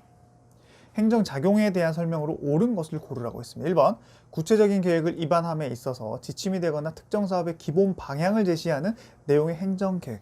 행정기본계획 같은 느낌으로 딱 보이지 않습니까, 여러분? 행정기본계획은 항고소송의 대상이 된다, 안 된다? 안 된다라고 해가지고 우리가 교과서에서도 기본계획이 있고 실시계획이 있었죠. 기본계획이 뭐예요? 행정계획의 기본 원칙이나 방향을 정한 것으로서 지침적 성격을 가짐으로 처분성이 없다라고 말씀드린 게 바로 여기서 문제로 나왔습니다. 그리고 여기서 실제로 옳은 것을 구하라고 했는데 또 1번에서 옳은 게 나와버렸어요. 그렇죠? 이런 건 바로 여러분들에게 보너스 문제로 볼 수 있습니다. 근데 왜 자꾸 이렇게 1번에서 답이 딱 갈리는 문제가 나왔냐? 글자 수가 많았거든요. 실제 시험, 우리 이번에 봤던 국가직 시험 같은 경우는 박스형 문제라든가 사례형 문제가 평소보다 좀 많이 나왔습니다. 결국 그 이유가 답을 이렇게 빨리 고를 수 있었기 때문에, 실제로 이런 답, 이렇게 1번에서 답이 갈리지 않은 문제들이 가득 차게 나왔다면 실제 시험 시간이 정말 부족했을 거예요. 하지만 여러분들이 1번에서 명확하게 답이 나오는 문제들을 그대로 넘어갔다면 읽어야 될 지문이 많아 보이는 이런 시험에서도 남들보다 빠르게 또 경쟁력 있게 답을 빨리 맞추고 다른 과목을 더 푸는 시간을 확보할 수 있었던 장점이 있었다고 보시면 됩니다. 그렇기 때문에 제가 계속 말씀드리지만 1번에서 명확히 답이 나왔다, 명확하게 나왔다, 그럼 바로 넘어가 주시면 됩니다. 아시겠죠?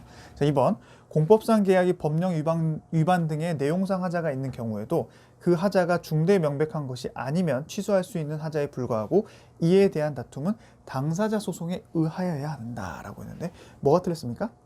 여러분, 공정력은요, 처분, 행정행위 이랬을 때 인정되는 거지 공법상 계약은 공정력이 인정되지 않습니다. 그렇기 때문에 위법한 공법상 계약은 그게 취소가 되기 전까지 유효하다, 이런 개념 자체가 성립될 수가 없어요. 그렇기 때문에 공법상 계약에 마치 공정력이 있는 것처럼 얘기하고 있다, 틀린 겁니다. 자, 3번, 지도, 권고, 조언 등의 행정 지도는 법령의 근거를 요하고 항고 소송의 대상이 된다라고 했는데 틀렸죠. 행정 지도 같은 경우는 권리 구제 방법에 있어서 처분성이 됩니까, 안 됩니까? 없어요, 처분성. 왜냐? 행정 지도는 여러분들 위에도 적어놨지만 조직법적 근거는 필요합니다. 행정 공무원이 해야 되니까. 하지만 비권력적 사실 행위가 원칙이기 때문에 작용법적 근거를 요하지도 않고요. 또 행정 지도를 했는데 그를 따르지 않는다고 해서 무조건 불이익을 주면 된다, 안 된다? 안 된다. 그렇기 때문에 그런 행정 지도를 무조건 따라야 하는 게 아니죠. 따라도 되고 안 따라도 되는 거죠. 그렇기 때문에 그러한 행정 지도로 인한 어떤 내가 뭔가 그 행정 지도가 부당하다 해가지고 처분성이 있기 때문에 항고 소송 제기하겠다, 각하가 됩니다. 아시겠죠? 이건 뭐 어려운 논점이 아니기 때문에 잘 기억하시고요.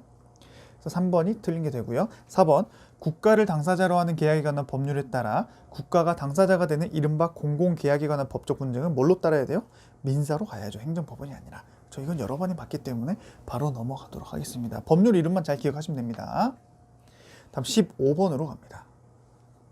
자, 행정절차법이 나왔어요. 처분의 사전 통지 및 의견 제출 절차에 대한 설명으로 옳지 않은 것을 고르라고 했습니다. 1번, 법령 등에서 요구된 자격이 없거나 없어지게 되면 반드시 일정한 처분을 해야 되는 경우에 그 자격이 없거나 없어지게 된 사실이 법원의 재판에 의해서 객관적으로 증명이 된 경우. 자, 이거는 조문에서 이렇게 아주 구체적으로 나열을 해놨고 실제로 그 조문을 그대로 낸 거죠. 그럴 때는 사전 통지 안 해도 된다라고 해서 우리 이런 거는 뭐 제가 설명을 따로 안 해드려도 되고 실제 시험에서 여러 번 나왔기 때문에 여러분들 이런 문제는 바로 맞추셔야 됩니다. 근데 이제 그런 거는 있어요. 이거를 하나하나씩 다 암기를 해야 되냐? 전혀 그렇지 않습니다. 여러분 눈에 익혀 놓으시면 됩니다. OX 문제집에서도 눈에 익힌 그 문구들이 나오게 되면은 물론 그 익혀 놓은 문구 중에서 약간 말 하나로 뒤집어지는, 결론이 뒤집어지는 그런 건 좀 신경 써서 외워야 되겠지만 이런 거는 그런 논점 자체가 없어요. 그렇죠? 그렇기 때문에 그냥 눈으로 익혀놨을 때 이렇게 시험에 나오면 그대로 맞추면 된다라는 기억하시면 되고요. 2번, 행정청의 처분으로 의무가 부과되거나 권익이 제한되는 경우라도 당사자가 의견 진술의 기회를 포기한다는 것을 명백히 표시했다면 이것도 마찬가지 조문 문제입니다. 그렇죠? 22조 제4항에서 당사자가 의견 진술의 기회를 포기한다는 뜻을 명백히 표시했다면 의견 청취 안 해도 된다고 했고요. 3번, 별정직 공무원인 대통령 기록관장에 대한 직권 면직 처분에는 처분의 사전 통지 및 의견 청취에 관한 행정절차법 규정이 적용되지 않는다라고 했는데 이게 틀렸죠. 우리 교과서 152페이지 보시면요. 우리가 관련 규정이 이렇게 돼 있죠. 9호에 공무원 인사관계 법령에 따른 징계는 여기서 말하는 행정절차법 적용이 안 된다라고 했기 때문에 모든 행정 공무원에 대한 징계 절차에 행정절차법이 적용이 안 되냐? 아니라고 했습니다. 판례에서 그렇게 말하고 있잖아요.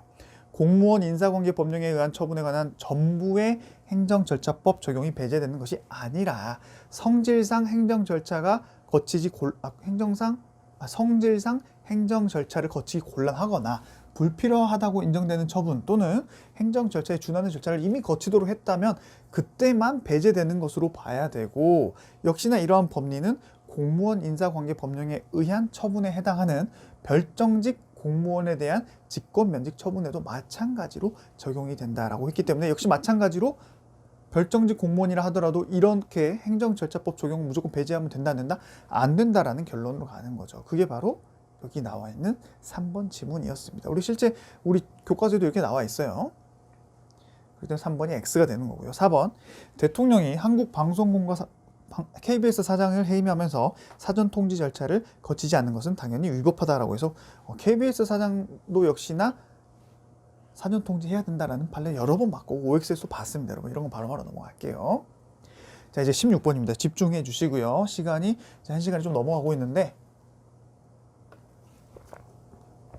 최신 기출이기 때문에 여러분들 한 번 더 집중해 주십시오. 16번 행정소송법상 취소 소송에 대한 설명으로 옳지 않은 것을 고르라고 했습니다. 1번 대한민국에서 출생하여 오랜 기간 대한민국 국적을 보유하면서 거주하고 있는 재외동포는 또 거주했던 재외동포는 중요한 건 재외동포입니다. 사증 발급 거부 처분의 취소를 구할 법률상 이익이 있다라고 해서 우리 스티븐 유 판례를 제가 작년도 최신 판례에다가 여러분들이 설명을 해드렸고 교과서에도 들어가 있습니다. 그래서 재외동포 같은 경우는 우리나라에서 출생도 했고요. 오랜 기간 또 우리나라 국적을 가지고 있었기 때문에 이러한 사증 발급 거부 처분을 구할 법률상 이익이 인정해 줍니다. 하지만 이거랑 비교해서 항상 외워야 될 게 뭐였어요? 사증 발급 거부 처분을 다투는 아예 외국인, 그죠? 외국인은 원고 적격이 없다라는 우리 328페이지의 판례와 항상 비교해서 구분을 하라고 했습니다. 여러분 잘 기억하시고요. 2번 국민권익위원회가 이것도 많이 봤죠. 국민권익위원회 소방청장 나오면 무조건 원고 적격 인정된다. 소를 구할 이익이 있다. 라고 말씀드렸습니다. 바로 또 넘어갑니다. 이런 거는. 국민권익위 소방청장. 시험에 여러 번 많이 나왔고 작년 9급에서도 나왔어요. 9까지. 3번 임용 지원자가 특별 채용 대상자로서 자격을 갖추고 있고 유사한 지위에 있는 자에 대하여 정규 교사로 특별 채용한 전례가 있다 하더라도 교사로서의 특별 채용을 요구할 법규상 또는 조리상 권리가 있다라고 할 수 있습니까? 없죠. 거부 처분의 그 처분성이 있고 없고를 잘 구분하라고 했습니다. 교사 임용 지원에 대해서 특별 채용 신청을 했는데 거부당했다고 그걸 처분성이 있다라고 다툴 수 있다 없다? 없다. 근데 거의 다 될 뻔한 것들 또는 이미 하고 있었던 일들 이런 것들이 거부 처분의 긍정성이 있다라고 말씀드렸던 거 기억나시죠? 바로 넘어가고요. 자, 피해자의 의사와 무관하게 주민등록번호가 유출된 경우, 자, 이것도 많이 봤던 판례입니다. 조리상 주민등록번호의 변경을 요구할 신청권을 인정해줘야 된다고 했죠. 본인의 잘못도 없이 인터넷에서 내 주민번호가 털렸다. 그럼 당연히 관할 구청장에게 주민등록번호를 변경해달라고 신청할 수 있어야 되는데 구청장이 안 바꿔줬다고 합니다. 이랬을 땐 당연히 그 거부 처분에 해당해서 항고소송으로 다툴 수 있게 해줘야 된다는 거 여러 번 봤던 판례이기 때문에 넘어가도록 하죠. 자, 이제 4문제밖에 안 남았어요. 자, 17번 행정상 즉시강제. 제가 올해 특히나 즉시강제 꼭 나온다고 했었죠. 지방시도 마찬가지입니다. 코로나 때문에 이렇게 좀 이슈가 된 논점들은 꼭 나오는 경우가 있어요. 그렇기 때문에 잘 기억하시고요. 또 여기서도 아마 제가 공부를 하란 거를 잘 하셨다면 당연히 맞출 수 있었던 문제였습니다. 옳은 것만 고르라고 했네요. 기억. 항고소송의 대상이 되는 처분의 성질을 갖는다. 뭐가? 즉시강제가. 너무나 당연한 거죠. 니은. 과거의 의무 위반에 대해서 가해지는 제재이다. 이거 제가 여러 번 말씀드렸지 않습니까, 여러분? 틀렸죠. 그죠? 과거의 의무 불이행을 전제로 한 거는 강제 집행이다. 여기서 말하고 있는 즉시 강제는 내가 과거에 뭘 해야 되는데 안 해서 지금 이렇게 당하는 게 아니다. 코로나도 마찬가지죠. 마찬가지 내가 코로나를 걸리고 싶어서 걸린 게 아닌데 강제 격리를 당하지 않습니까? 근데 만약에 관련 규정에 코로나를 걸리면 안 된다. 코로나를 걸리면 의무 위반이다 이런 규정은 없어요. 그렇잖아요. 코로나 걸린 게 뭐 본인이 뭔가 그 잘못해서 걸린 건 아니지 않습니까? 자, 디귿. 목전에 급박한 장애를 예방하기 위한 경우에는 예외적으로 법률의 근거가 없이도 발동될 수 있다는 것이 일반적인 견해이다. 이것도 틀렸죠. 행정상 즉시강제는 정말 기본권이 큰 침해예요. 그죠? 여러분들 갑자기 병원에, 지금은 그렇지 않습니다만 초반에만 해도 코로나 걸리면 강제로 병원에 끌려갔었습니다. 그러한 기본권 침해가 큰 행정작용에 법적 근거가 필요 없다라는 것은 말이 안 됩니다, 여러분. 그렇죠? 아무리 급박한 장애를 예방하기 위한 것이라 하더라도 법적 근거가 있어야지만이 즉시 강제가 가능한 거예요. 자, 리을. 강제 건강 진단과 예방 접종은 대인적 강제 수단. 이거 너무 쉬운 거죠. 이거 예방 접종도 사람한테 하는 거고 건강 진단도 사람한테 하는 거기 때문에 대인적 강제 수단. 대물적이 아닙니다. 이건 너무 쉬운 거기 때문에 넘어가고요. 다음, 위법한 즉시강제 작용으로 인해서 손해를 입었다면 당연히 국가배상 가능하다라고 해서 박스형 문제지만 정말 쉬운 논점들, 우리가 자주 봤던 논점들만 모아놨던 문제라고 보시면 될 것 같습니다. 자, 그렇게 해서 답은 3번이 되고요. 이제 18번입니다. 다음 중 행정심판법에 따른 행정심판을 제기할 수 없는 경우만을 모두 고르며, 이게 그 유명한 난민법 판례가 나왔고요. 판례가 아니고 조문이죠. 난민법 문제가 나왔고요. 근데 사실 이 난민법을 정확히 알고 있지 않다 하더라도 제가 맞출 수 있다라고 말씀드린 게, 일반적으로 이제 이의 신청이 있다 하더라도, 그죠? 물론 이제 디귿은 아닙니다. 디귿은 결국에는 조문에 의해서 이의 신청을 했다면 행정 소송을 못 해요. 행정 심판을 못 해요. 하지만 일반법 같은 경우는 이의 신청을 할 수 있고 또 행정 심판도 할 수 있고 이의 신청을 반드시 거쳐야만 행정심판이나 행정소송으로 가는 게 아닙니다. 그 논점 여러분들 잘 기억하셔야 돼요. 자, 기억부터 볼게요.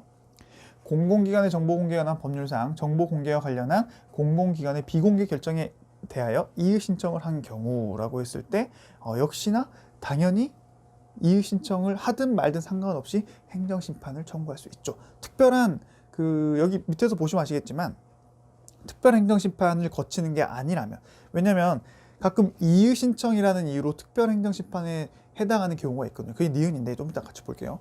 그런 특별한 경우가 아니라면 이의 신청을 거치든 또는 이의 신청을 또 반드시 거쳐야 되는 특별한 사정이 없다면 바로 행정심판법상 행정심판을 청구할 수 있는 것입니다. 그렇기 때문에 기억은 맞는 거고요. 자, 니은 같은 경우 공익사업을 위한 토지 등의 취득 및 보상에 관한 법률상 토지수용위원회의 수용재결에, 그죠? 첫 번째 수용재결이 있었는데 이거에 대해서 내가 불복하고자 이의 신청을 했습니다.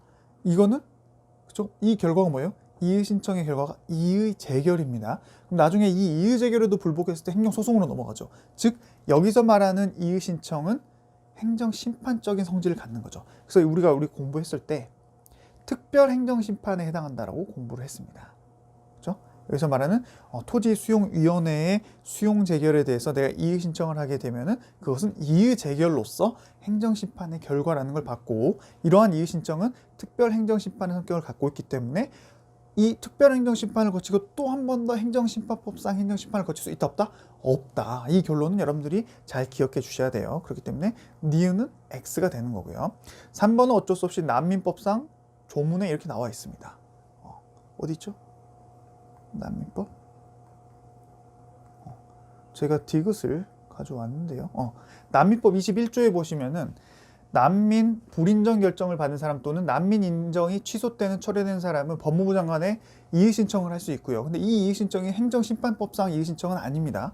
근데도 불구하고 제1항에 따른 이의 신청을 한 경우에는 행정심판법에 따른 행정심판을 청구할 수 없다라는 특별한 규정이 있어서 어쩔 수가 없습니다. 그렇기 때문에 디귿은 X가 되는 거고요.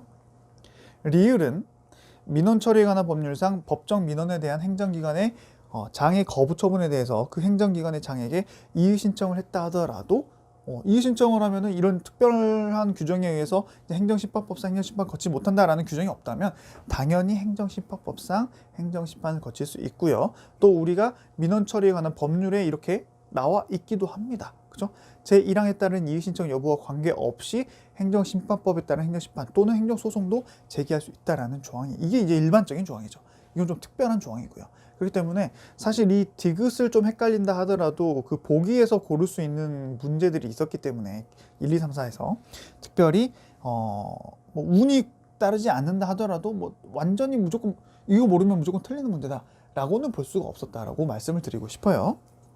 근데 이런 문제는 약간 그 시험에서 불의타라고 합니다. 불의타. 그렇죠? 어쩔 수 없이 나오는 문제다라고 해서 상당히 이번 출제위원분께서 내가 출제를 하는데 약간 물공시로 끝낼 수는 없다라는 그 신념을 가지고 좀 시험을 내신 건 아닌가라는 생각이 들어요. 물론 이제 출제위원분이 단 한 분은 아닙니다. 여러분이 들어가셔서 또 실제 작년에 시험 봤던 우리 수험생 여러분들이 합격하신 분들 또는 뭐 수석하셨던 분들이 실제 이런 시험이 나오면 시험을 먼저 풀어봅니다. 뭐 베타 테스트라고 표현을 하긴 하는데, 그래서 이제 문제가 될 것 같으면 그런 문제들은 바꿔요. 하지만 그런 테스트들상 문제가 없기 때문에 이런 문제들이 나온 거라고 보시면 되고, 일단 뭐 시험을 보셨다면 이런 문제들 때문에 내가 손해를 봤다, 국가직이 좀 떨어지겠다, 뭐 너무 그렇게 자책하지 마시고요. 지방직도 있고 내년 시험도 있기 때문에 지금 후회해봤자 아무 의미가 없지 않습니까, 여러분? 그렇기 때문에 이번에 이 난민법 때문에 좀 비판의 글이 되게 많았던 걸 많이 봤어요, 뭐 커뮤니티에. 하지만 이제는 이런 걸 좀 잊으시고, 그 덕에 난민법 관련된 규정을 알게 됐다면 혹시 다음에 시험에 나오게 되거나 이번 지방직에 나오면 맞춰야지, 이렇게 긍정적으로 보시고 넘어가는 그런 멘탈이 좀 중요하다라고 말씀드리고 싶습니다. 자, 19, 20번도 굳이 이렇게 또 박스를 묶었습니다. 제가 봤을 때는 19번에도 이걸 넣고 20번에도 넣으면 아마 그 페이지 이상 넘어가기 때문에 이렇게 했던 것 같아요. 그렇기 때문에 아까 말씀드린 것처럼 1번에서 갈리는 문제들이 또 많이 나왔던 것 같다라는 생각이 듭니다. 자, 5번에는 옳은 것입니다. 19번.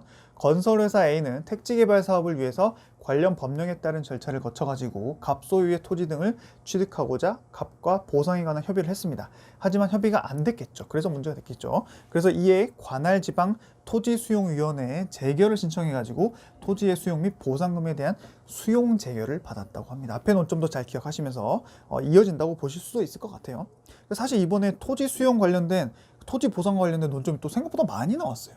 원래 평소에 나오는 그 문항수에 비해서 많이 나왔는데 좀 이번 시험 자체가 좀 뭐랄까요, 예사롭지는 않았습니다. 하지만 뭐 그렇다고 모르는 논점들로만 구성되지는 않았는데 많이 나오지 않았던 논점들에서도 좀 나왔던 좀 특별한 해라고 평가는 할 수 있을 것 같아요.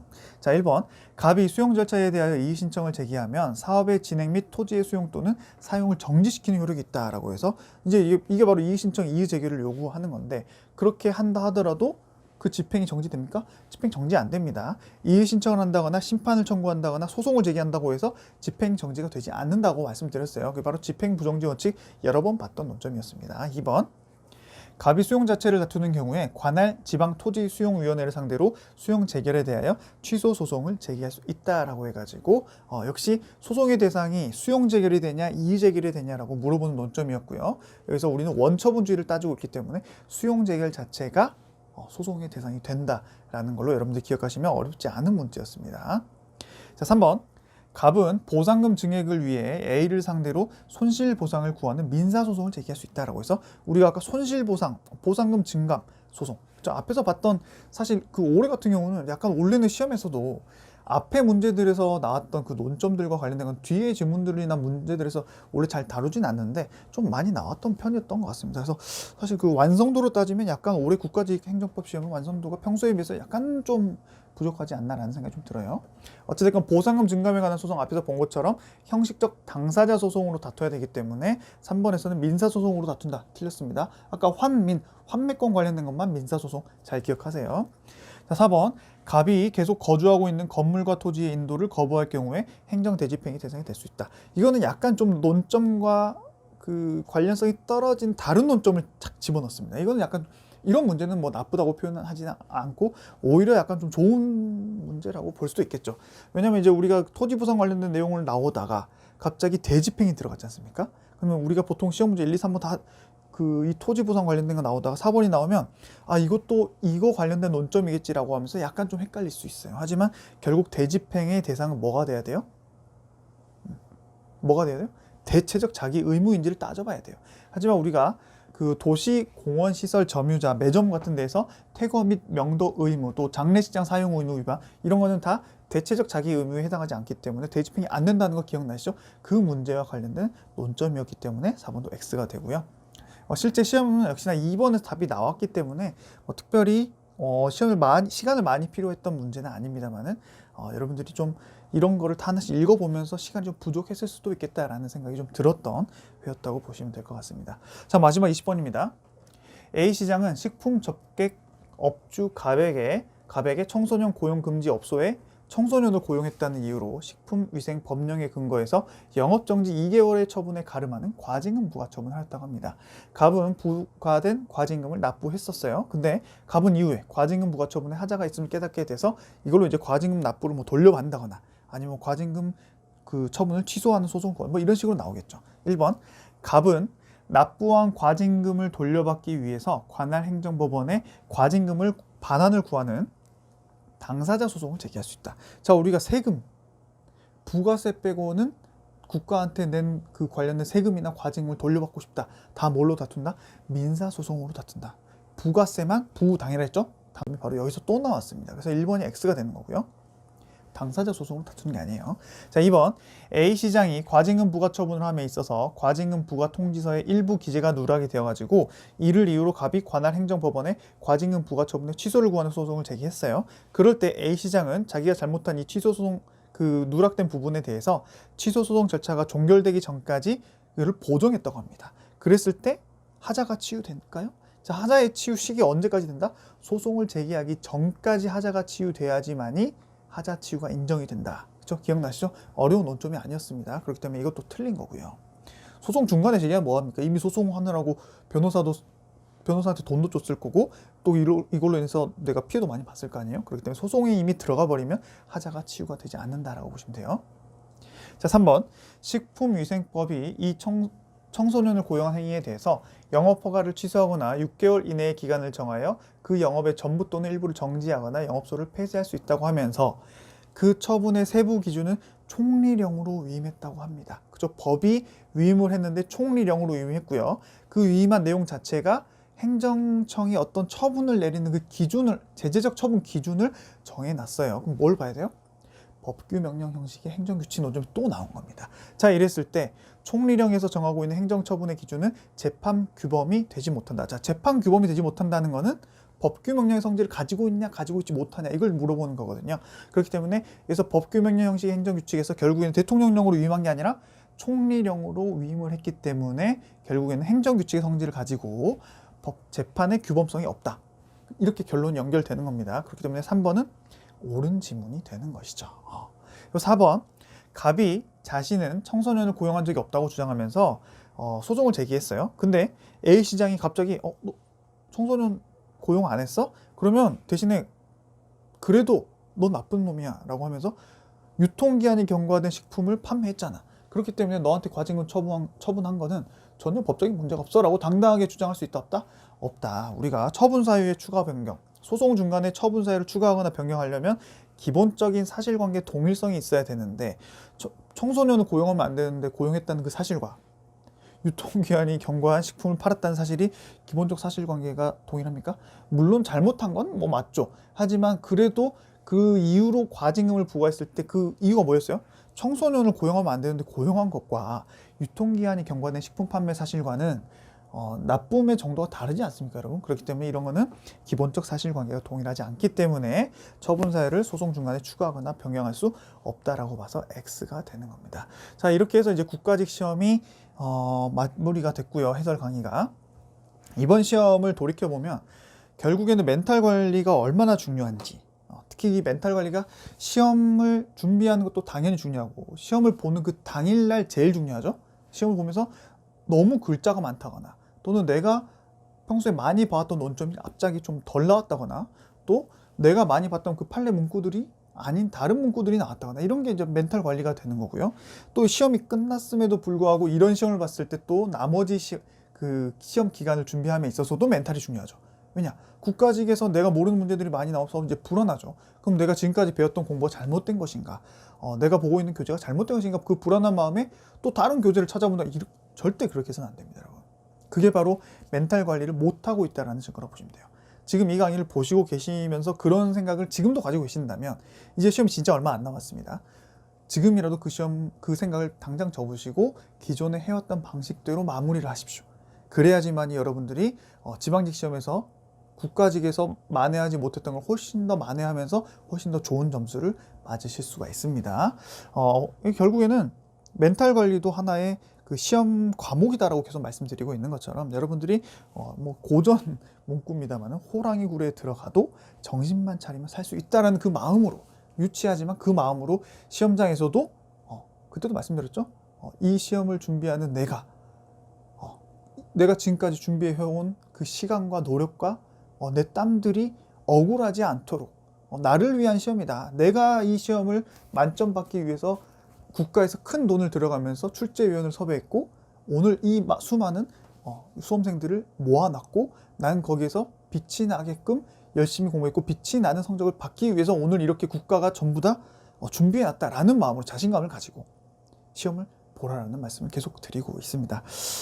이제 국가직까지 같이 강의를 통해서 마무리를 하는데요.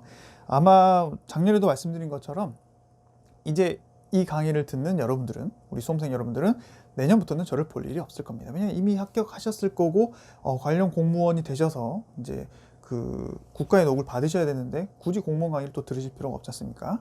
여러분들이 그렇게 공무원이 되셔서 나중에 행정법과 관련된 논점을 실무에서 이제 맞이하게 됐을 때 그때 예전에 그 날목행 김민재 쌤한테 배웠던 논점이구나 라면서 약간 뿌듯해하고 계실 여러분들의 모습을 제가 기원을 드리고요. 또 그렇게 됐을 때 한 번쯤 제 카페에 와가지고 합격 수기를 또 적는 게 어떨까라는 생각을 하면서 강의를 마무리하고자 합니다. 혹시나 이제 오늘 이 강의를 내년 시험을 준비하는 과정에서 시험을 먼저 쳐보고 또 한번 들어보신 분들은 당연히 내년 시험 준비하실 때 저랑 같이 행정법 준비해 주시면 될 것 같고요. 나머지 올해 이제 시험을 마무리하시기 위한 목표로 공부하신 분들은 이제 진짜 남은 기간 동안 열심히 하셔가지고 열심히 하실 게 뭡니까? 결국 OX 기출 문제집을 달달 암기하고 파이널 모의고사에서 공부한 것 중에 틀린 것 달달 암기하고 국가직에서 봤던 것도 한 번 더 보고 그리고 최신 판례 또 그 제가 강의했던 거 있죠. 최신 판례랑 그 개정 법령 강의 오래 걸리지 않습니다. 그것만 한번 마무리 딱 하고 넘어가시면 다른 거 하지 마십시오. 다른 거 새로운 거 하지 마세요. 계속 말씀드립니다. 그것만 하고 넘어가시면 지방직에서 충분히 95점 100점 맞을 수 있다. 제가 확신드리기 때문에 불안한 마음 다 잡으시고요. 다 불안합니다. 다 불안하기 때문에 그 불안한 마음을 빨리 잡고 공부에 집중하는 게 멘탈 관리 과목에서 고득점을 향해 나가는 여러분들의 모습이라는 거 한 번 더 말씀드리면서 강의를 마무리하도록 하겠습니다. 여러분 정말 고생 많으셨고요. 언제든지 시험 직전에 모르는 논점이라든가 문제가 나오면 네이버 카페에 남겨주시고요. 바로바로 댓글로 알려드리도록 하겠습니다. 여러분 정말 고생 많으셨고요. 남은 시험 기간 준비 잘하셔서 지방직에서 꼭 만점 받으시기를 기원드리겠습니다. 여러분 저는 오늘도 내일도 더욱더 좋은 강의, 쉬운 강의를 위해서 최선을 다하겠습니다. 여러분 감사합니다.